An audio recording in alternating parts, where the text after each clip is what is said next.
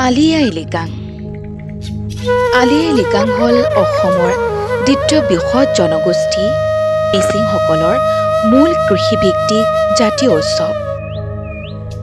মিচিংসকলে ফাগুন মাহৰ প্ৰথমটো বুধবাৰে মাংগলিক ৰীতি নীতিৰে উদযাপন কৰে তেওঁলোকৰ প্ৰাণৰ উৎসৱ আলি আই লৃগাং।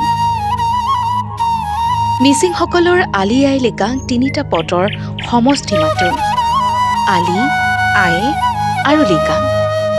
আলি মানে মাটিৰ তলত হোৱা বীজ, আই মানে গছৰ ফল বা গুটি আৰু লৃগাং মানে সিঁচিবলৈ আৰম্ভ কৰা বা সিঁচাৰ প্ৰথম দিন। অৰ্থাৎ আলি আই লৃগাং মানে হ'ল শস্য সিঁচাৰ প্ৰথম দিন বা বীজ গুটি ৰোপণ কাৰ্য আৰম্ভ কৰাৰ প্ৰথম দিন।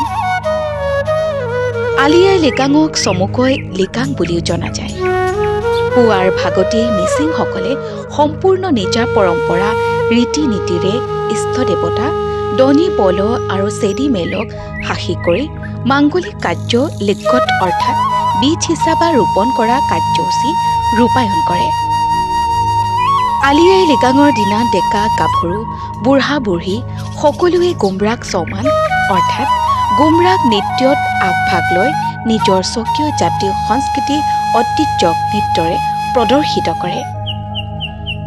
নৃত্যৰ যোগেদি নিজৰ জাতীয় ঐতিহ্যক প্ৰদৰ্শন কৰা জনগোষ্ঠীসমূহৰ ভিতৰত মিচিংসকল একক আৰু অনন্য।